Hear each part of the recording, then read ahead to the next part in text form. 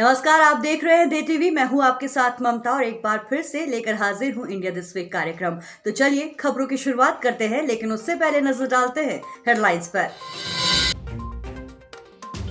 प्रधानमंत्री नरेंद्र मोदी की अध्यक्षता में आयोजित हुई केंद्रीय मंत्रिमंडल की बैठक में कैबिनेट ने भारत सूरीनाम द्विपक्षीय समझौते से लेकर कोची और लक्षद्वीप समूह के बीच ऑप्टिक फाइबर कनेक्टिविटी तक दी कई अहम फैसलों को मंजूरी।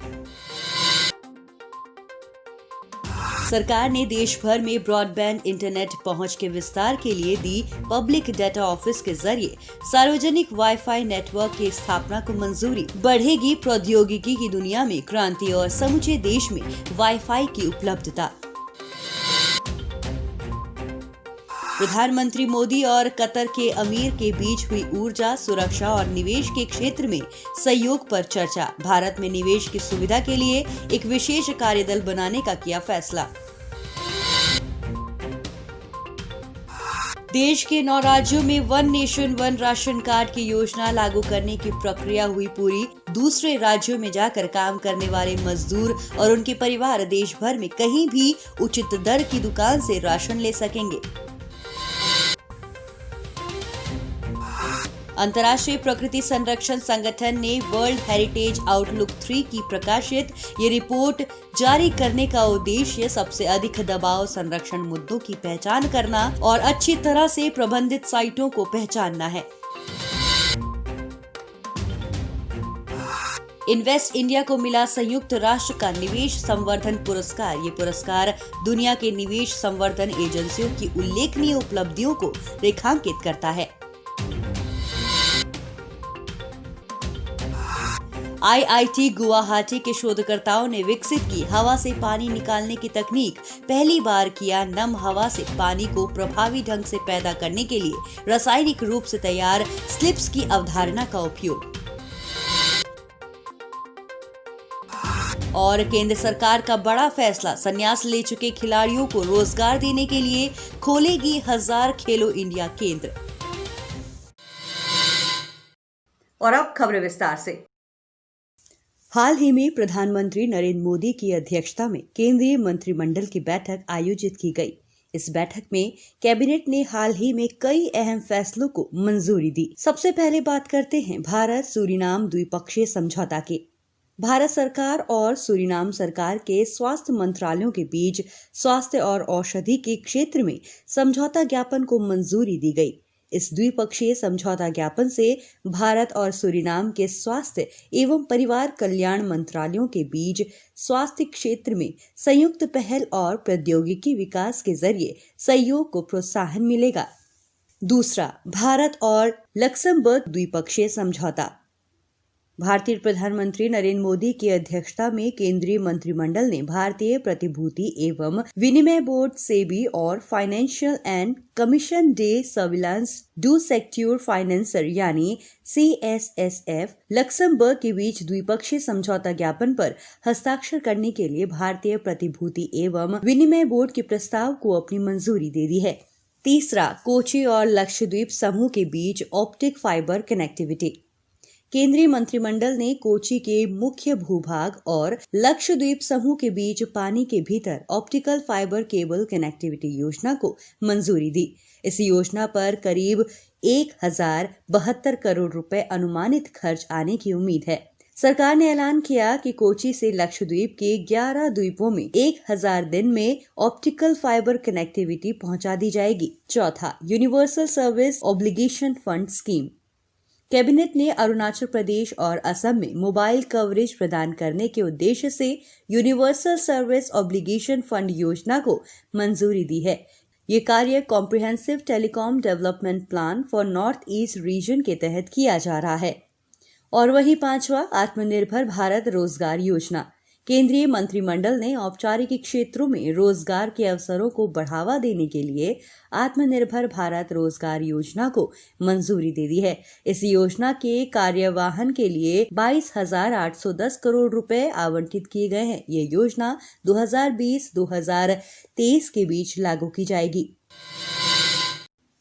वहीं भारत सरकार ने देश भर के लिए पब्लिक इंटरनेट की सुविधा देते हुए पीएम वाणी यानी public wifi access network interface योजना का ऐलान किया है। इस स्कीम के माध्यम से देश भर में पब्लिक वाईफाई कनेक्टिविटी प्रदान की जाएगी। वहीं आपको बता दें, केंद्रीय रजिस्ट्री पीडीओए का विवरण रखेगा। इसका रखरखाव C.डॉट द्वारा किया जाएगा। पीएम वाणी के तहत किराना स्टोर भी अब इंटरनेट सर्विस प्रोवाइडर यानी आईएसपी से इंटरनेट लेकर वाईफाई हॉटस्पॉट सेटअप कर सकेंगे। अब गांव, देहात और देश के दूर दराज के इलाकों में भी वाईफाई की सुविधा मिलेगी। पीएम वाणी काम कैसे करेगा? इसके लिए सरकार देश भर में 1 करोड़ डेटा सेंटर खोलेगी। वाईफाई क्रांति के लिए 3 स्तर पर काम किया जाएगा। इसमें public data office, public data aggregator और ऐप प्रोवाइडर शामिल हैं। गौरतलब हो कि public data office PDO mobile phone users को वाईफाई सेवा मुहैया कराने का काम करेंगे। इसे कोई भी खोल सकता है और इसके लिए किसी भी तरह के लाइसेंस की जरूरत नहीं पड़ेगी। पब्लिक डेटा ऑफिस को कोई भी छोटा दुकानदार जैसे चाय या किराने वाले भी खोल सकता है। एक नजर पीडीए यानी पब्लिक डेटा ऑफिस एग्रीगेटर पर। वहीं पीडीए पब्लिक डेटा ऑफिस के अकाउंट का हिसाब भी रखेंगे। पीडीए को बकायदा सेटअप लगाने के लिए रजिस्ट्रेशन करना होगा। हालांकि इन्हें भी फीस नहीं देनी होगी। बता दें, ये ऐप स्टोर के अलावा वेबसाइट पर भी रहेगा और जो ऐप प्रोवाइडर होगा उसे 1 हफ्ते के अंदर रजिस्ट्रेशन करने का काम दिया जाएगा। हाल ही में प्रधानमंत्री मोदी ने बीते 8 दिसंबर को कतर के अमीर शेख तमीम बिन हमद अल थानी के साथ टेलीफोन पर बातचीत की। इस बातचीत के दौरान इन दोनों देशों के प्रमुखों ने कतर निवेश प्राधिकरण के माध्यम से भारत में निवेश की सुविधा के लिए एक विशेष कार्यबल बनाने का निर्णय लिया है। इस टेलीफोनिक बातचीत के दौरान आपसी संबंधों को और बेहतर बनाने के लिए प्रधानमंत्री मोदी और कतर के अमीर ने ऊर्जा, सुरक्षा और निवेश प्रवाह के क्षेत्र में द्विपक्षीय सहयोग को बढ़ावा देने का वायदा किया। प्रधानमंत्री कार्यालय के एक बयान के अनुसार प्रधानमंत्री ने कतर के राष्ट्रीय दिवस पर कतर के अमीर को बधाई भी दी, जहां अमीर अल थानी ने अपने राष्ट्रीय दिवस पर बधाई देने के लिए प्रधानमंत्री मोदी का धन्यवाद दिया। उन्होंने उस उत्साह की भी सराहना की जिसके साथ भारतीय कतर के राष्ट्रीय दिवस समारोह में भाग लेते हैं। इन दोनों नेताओं ने टेलीफोन पर बातचीत के दौरान ऊर्जा, सुरक्षा और निवेश प्रवाह के क्षेत्र में दोनों देशों के बीच सहयोग को बढ़ावा देने पर चर्चा की। उन्होंने इस संबंध में हाल के सकारात्मक घटनाक्रमों की भी समीक्षा की। बता दें कि प्रधानमंत्री मोदी और कतर के अमीर ने भारत में कतर द्वारा निवेश की सुविधा के लिए एक विशेष टास्क फोर्स बनाने का भी फैसला किया है। उन्होंने भारत में ऊर्जा मूल्य श्रृंखला में कतरी निवेश की संभावना के बारे में पता लगाने का भी संकल्प लिया है। दूसरे राज्यों में जाकर काम करने वाले मजदूर और उनके परिवार देश भर में कहीं भी उचित दर की दुकान से राशन ले सकें, इसके लिए देश के 9 राज्यों ने एक राष्ट्र एक राशन कार्ड की योजना लागू करने की प्रक्रिया पूरी कर ली है। आपको बता दें, ये 9 राज्य हैं आंध्र प्रदेश, गोवा, गुजरात, हरियाणा, कर्नाटक, केरल, तेलंगाना, त्रिपुरा और उत्तर प्रदेश। इन राज्यों में सार्वजनिक वितरण प्रणाली में आवश्यक सुधारों की प्रक्रिया पूरी हो गई है। इसके बाद इन राज्यों को 23,523 करोड़ रुपए का अतिरिक्त ऋण लेने की अनुमति दी गई है। वहीं भारत सरकार के मंत्रालय ने एक नोडल विभाग भी बनाया है जो ये जांच कर रहा है कि राज्यों ने सुधार की शर्तों को पूरा किया है या नहीं। बता दें कि one nation one ration card योजना की शुरुआत पिछले साल 9 अगस्त से हुई थी। उस समय इस योजना को राशन कार्ड पोर्टेबिलिटी नाम दिया गया था। इस योजना का उद्देश्य देश में कहीं भी नागरिकों को खाद्यान्न का कोटा प्रदान करना है। One nation one ration card योजना में देश में रहने वाले किसी भी नागरिक उनका एक ही राशन कार्ड होगा और वो कहीं से भी राशन ले सकेगा। इस स्कीम का फायदा उन लोगों को मिलेगा जिनके पास पहले से ही राशन कार्ड होगा। राशन कार्ड धारक देश के किसी भी हिस्से की सरकारी राशन दुकान से कम कीमत पर अनाज खरीद सकेंगे।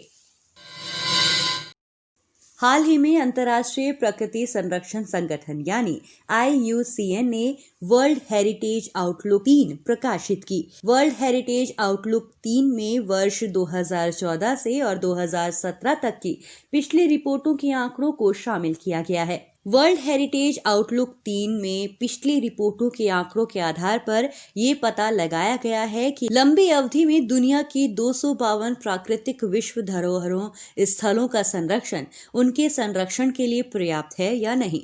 ये रिपोर्ट जारी करने का उद्देश्य सबसे अधिक दबाव संरक्षण मुद्दों की पहचान करना, अच्छी तरह से प्रबंधित साइटों को पहचानना, इन साइटों द्वारा लोगों को प्रदान किए गए लाभों को दर्शाना और सभी प्राकृतिक विश्व धरोहर स्थलों के संरक्षण की स्थिति को ट्रैक करना है। बता दें, इस रिपोर्ट के मुताबिक भारत के पश्चिमी घाटों को जनसंख्या दबाव, शहरीकरण और जलवायु परिवर्तन से खतरा पैदा हुआ है, जो कि चिंता का विषय है। भारत के पश्चिमी घाट दुनिया के 8 जैव विविधता हॉटस्पॉट्स में से एक हैं। वहीं रिपोर्ट में बताया गया है कि जलवायु परिवर्तन के कारण आगजनी की घटनाएं, बाढ़ और सूखा और प्रवाल विरंजन जैसी घटनाओं के कारण यूनेस्को द्वारा सूचीबद्ध 252 विश्व धरोहर स्थलों में से 83 प्राकृतिक स्थलों को गंभीर संकट का सामना करना पड़ रहा है। 2020 की रिपोर्ट के अनुसार पश्चिमी घाट जैविक विविधता के 8 सबसे गर्म स्थानों में से एक है, जो कि महत्वपूर्ण चिंता का विषय है। बताते चले, अंतर्राष्ट्रीय प्रकृति संरक्षण संघ यानी IUCN प्राकृतिक संसाधनों के संरक्षण के लिए समर्पित एक अंतर्राष्ट्रीय संगठन है। संगठन का उद्देश्य विश्व के सबसे विकट पर्यावरण और विकास संबंधी चुनौतियों के लिए व्यवहारिक समाधान खोजने में सहायता करना है।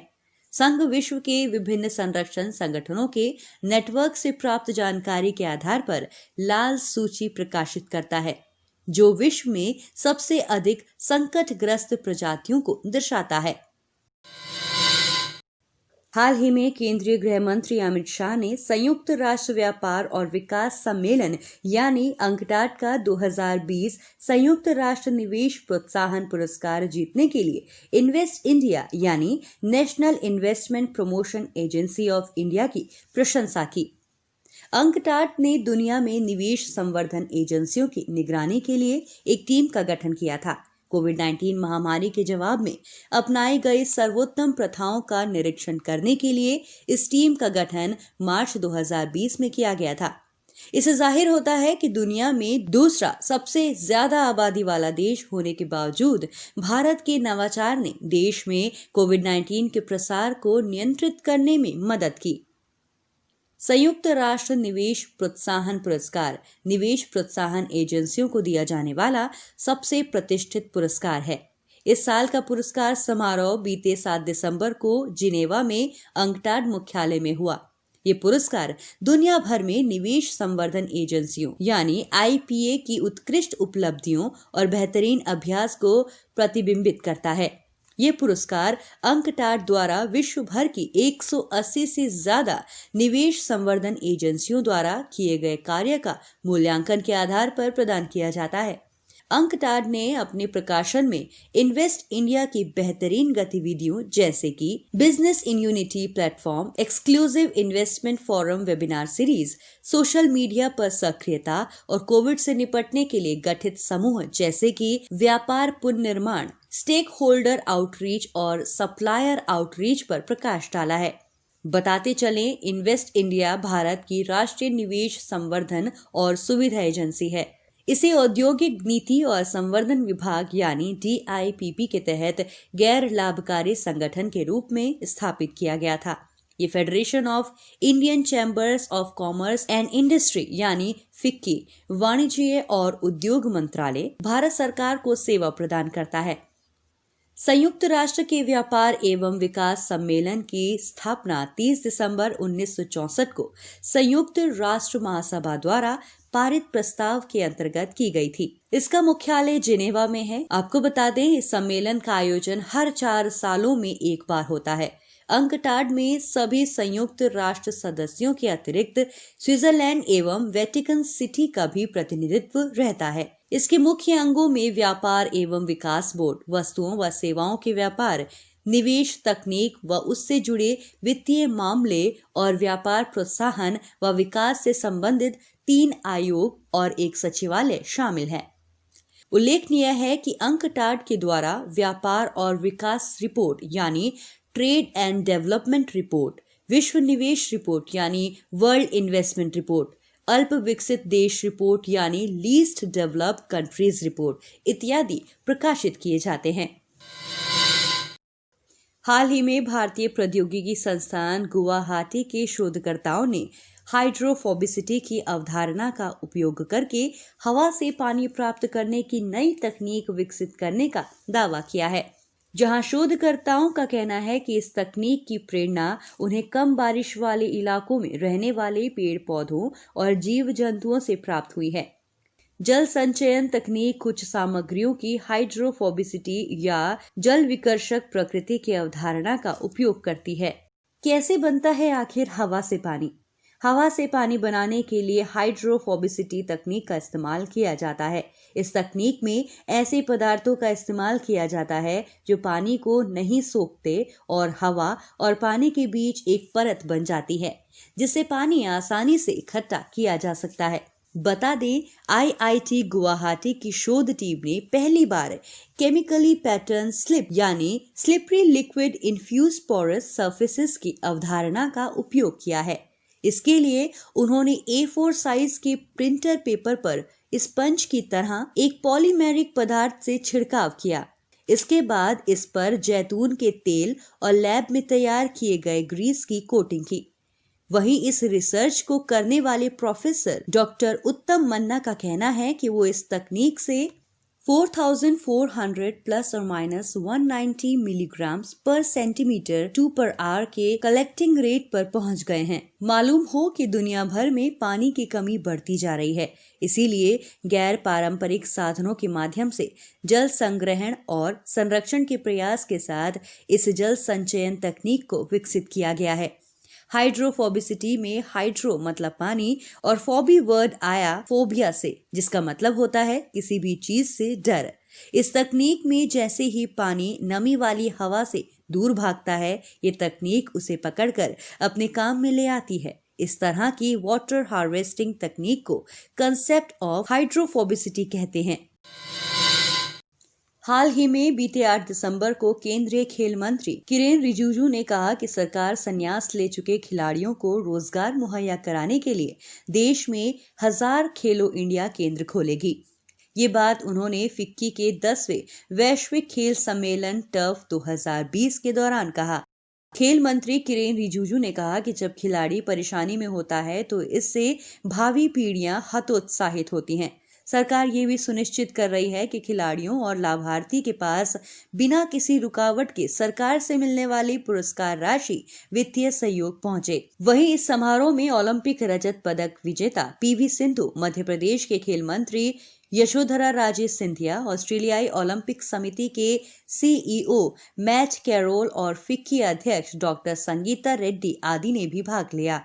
वहीं खेल मंत्री ने बताया कि सरकार द्वारा खेलो इंडिया और फिट इंडिया दोनों आंदोलनों का जोरदार चलन जारी है, क्योंकि यहां तक कि चल रही महामारी के दौरान भी गतिविधियां नहीं रुकी हैं।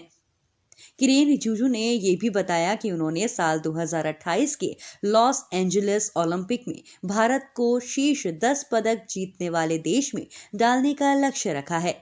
इसे प्राप्त करने के लिए कई नीतियां शुरू की जा चुकी हैं। एक नजर खेलो इंडिया पर। खेलो इंडिया कार्यक्रम साल 2018 में शुरू किया गया था। इसे भारत में खेल संस्कृति को बेहतर बनाने के लिए लॉन्च किया गया था। राजीव गांधी खेल अभियान, शहरी खेल अवसंरचना योजना और राष्ट्रीय खेल प्रतिभा खोज प्रणाली कार्यक्रम को समेकित करने के बाद इस कार्यक्रम का शुभारंभ किया गया। बताते चलें, खेलो इंडिया योजना के तहत 5 लाख रुपए से 8 लाख रुपए तक की वित्तीय सहायता प्रदान की जा रही है। तो चलिए फटाफट से नजर डालते हैं राउंड अप सेगमेंट पर। साल 2021 में पूरे देश में शुरू किया जाएगा राष्ट्रीय डिजिटल स्वास्थ्य मिशन। ये स्वास्थ्य मिशन प्रत्येक व्यक्ति को विशिष्ट स्वास्थ्य आईडी प्रदान करेगा, जो कि स्वास्थ्य अकाउंट के तौर पर काम करेगा, जिसमें उनके पिछले मेडिकल रिकॉर्ड शामिल होंगे। राष्ट्रीय स्वास्थ्य प्राधिकरण केंद्र शासित प्रदेशों में इस पायलट परियोजनाओं के माध्यम से अपनी तकनीकी प्लेटफॉर्मों का परीक्षण कर रहा है। राष्ट्रीय स्वास्थ्य डाटा प्रबंधन नीति ऐसे व्यक्तियों के व्यक्तिगत और संवेदनशील व्यक्तिगत डाटा की सुरक्षित प्रक्रिया के लिए रूपरेखा प्रदान करेगी, जो डिजिटल स्वास्थ्य प्रणाली का हिस्सा है। इस उद्देश्य के लिए एक इलेक्ट्रॉनिक मेडिकल रिकॉर्ड यानी EMR वेब एप्लीकेशन लॉन्च करेगा। ये वेब एप्लीकेशन उपयोगकर्ता को एक सार्वभौमिक विशिष्ट स्वास्थ्य पहचान कर्ता के तौर पर पंजीकृत करने में सक्षम करेगा। इसी तरह डॉक्टरों को भी लॉगिन करने और अपने संपर्क नंबर, डिग्री और मान्यता सहित अन्य विवरण देने की आवश्यकता होगी। केंद्रीय वाणिज्य एवं उद्योग मंत्रालय और आयुष मंत्रालय ने संयुक्त रूप से आयुष उत्पादों के निर्यात को बढ़ावा देने के लिए एक निर्यात संवर्धन परिषद का गठन करने का फैसला लिया है। आयुष सचिव ने कोविड-19 महामारी को कम करने और इस क्षेत्र को बढ़ावा देने के लिए उभरते अवसरों के साथ उद्योग को बढ़ावा देने के लिए आयुष मंत्रालय द्वारा की गई विभिन्न पहलों के बारे में जानकारी देते हुए चर्चा शुरू की। और वहीं आयुष मंत्री ने कहा कि वाणिज्य मंत्रालय व्यापार संवर्धन के सभी मामलों पर आयुष क्षेत्र का समर्थन करना जारी रखेगा और जब भी आवश्यकता होगी इस मंत्रालय के अधिकारियों के साथ विशेष बैठकों की व्यवस्था की जाएगी। हर साल 10 दिसंबर को अंतर्राष्ट्रीय मानवाधिकार दिवस मनाया जाता है। आपको बता दें, संयुक्त राष्ट्र ने 1950 में 10 दिसंबर के दिन को मानवाधिकार दिवस घोषित किया था। इसका मुख्य उद्देश्य दुनिया भर के लोगों का ध्यान मानवाधिकारों की ओर आकर्षित करना था। ये दिवस लोगों को उनके अधिकारों के प्रति जागरूक करने के उद्देश्य से मनाया जाता है। मानवाधिकार में स्वास्थ्य, आर्थिक, सामाजिक और शिक्षा का अधिकार भी शामिल है। केंद्र सरकार ने चालू वित्त वर्ष में आत्मनिर्भर भारत रोजगार योजना के लिए 1,584 करोड़ रुपए के खर्च की मंजूरी दी है। इस योजना की संपूर्ण अवधि यानी 2020 से 2023 तक के लिए 22,810 करोड़ रुपए स्वीकृत किए गए हैं। इस योजना के अंतर्गत सरकार 1 अक्टूबर 2020 से 30 जून 2021 तक काम पर रखे गए कर्मचारियों को 2 साल के लिए सब्सिडी देगी। सरकार की ओर से कुल 24% का अंशदान कर्मचारी भविष्य निधि खाते में किया जाएगा। भारतीय रिजर्व बैंक ने महाराष्ट्र स्थित डिकरार जनता सहकारी बैंक लिमिटेड का लाइसेंस रद्द कर दिया है।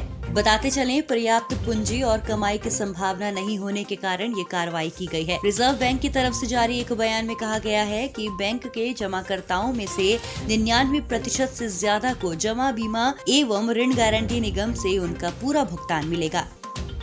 स्कूली छात्रों के बैग के वजन को लेकर हमेशा से ही विवाद उठते रहे हैं। इन्हीं विवादों को फिलहाल खत्म करते हुए सरकार ने इसे लेकर नई बैग पॉलिसी जारी की है। इसके मुताबिक स्कूली बच्चों के बस्ते का वजन उनके वजन के 10% से ज्यादा नहीं होगा।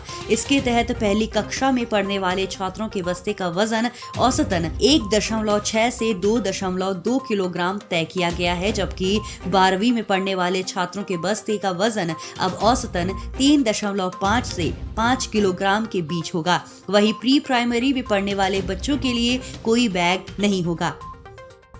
पत्रकार लेखक राजकमल झा को उनके उपन्यास द सिटी एंड द सी के लिए तीसरे रविंद्रनाथ टैगोर साहित्य पुरस्कार से सम्मानित किया गया है। ये घोषणा आयोजक और प्रकाशक पीटर बुंडालो ने की। कोविड-19 महामारी के चलते डेनमार्क के कोपेनहेगन में $5,000 के पुरस्कार की ऑनलाइन घोषणा की गई। राजकमल झा की किताब दिसंबर 2012 के निर्भया सामूहिक दुष्कर्म एवं हत्या मामले पर आधारित है, जिसे 10 किताबों में से पुरस्कार के लिए चुना गया।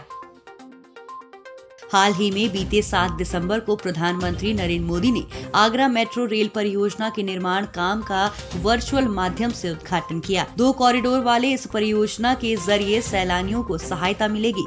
इस परियोजना के जरिए टूरिस्ट स्पॉट जैसे ताजमहल, आगरा फोर्ट, सिकंदरा को रेलवे स्टेशन और बस स्टैंड से जोड़ा जाएगा।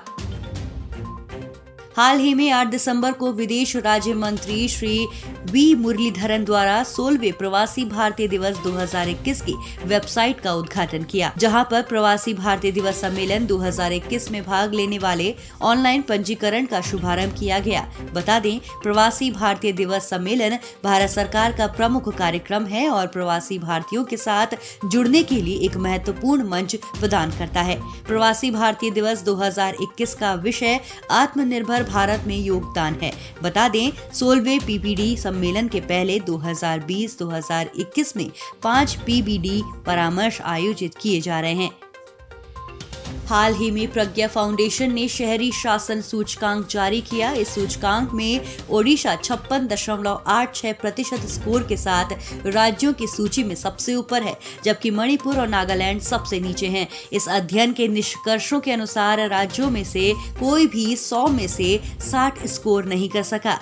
ये इंगित करता है कि स्थानीय स्तर पर प्रभावी शासन प्रदान करने के लिए नगर निकाय पिछड़ रहे हैं। प्रज्ञा फाउंडेशन द्वारा शहरी शासन में सुधार की जरूरत को देखते हुए साल 2017 से 2020 तक 28 राज्यों और दिल्ली की राष्ट्रीय राजधानी के क्षेत्र सहित 40 शहरों का दौरा कर शहरी शासन सुधार का अध्ययन किया गया। इस दौरान 1568 निर्वाचित प्रतिनिधि, प्रशासक, विभिन्न स्टेक होल्डर्स और आम लोगों से बात कर रिपोर्ट तैयार की गई।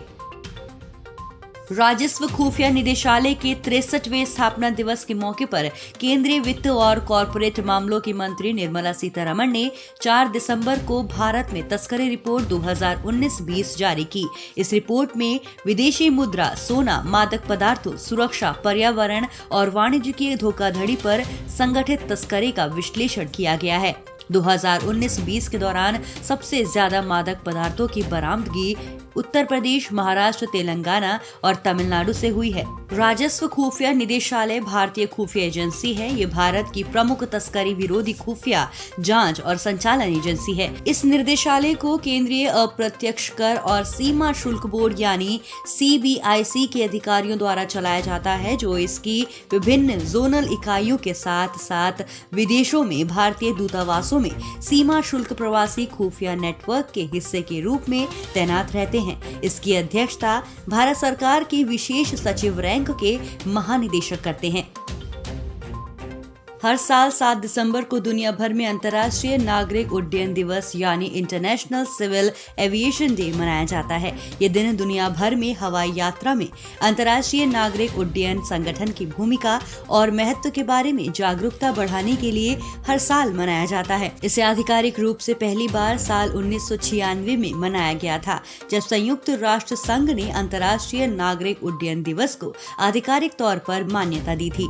इसके साथ ही इस दिवस का उद्देश्य विश्व के तमाम देशों में सामाजिक और आर्थिक विकास में विमानन क्षेत्र के महत्व को उजागर करना है। अंतर्राष्ट्रीय नागरिक उड्डयन संगठन यानी ICAO हर साल 7 दिसंबर को दुनिया के अलग अलग हिस्सों में इस दिवस का आयोजन करता है। आपको बता दें, इस साल ICAO ने अपनी 76वीं वर्षगांठ मनाई। इस दिवस का उद्देश्य ये सुनिश्चित करना है कि एयरपोर्ट्स और एयरलाइंस को सफलतापूर्वक और सुरक्षित रूप से चलाया जाए। तो चलिए, ये थी इस हफ्ते की तमाम महत्वपूर्ण खबरें। अगले हफ्ते आपसे फिर मुलाकात होगी। तब तक के लिए आप बने रहिए हमारे साथ। नमस्कार।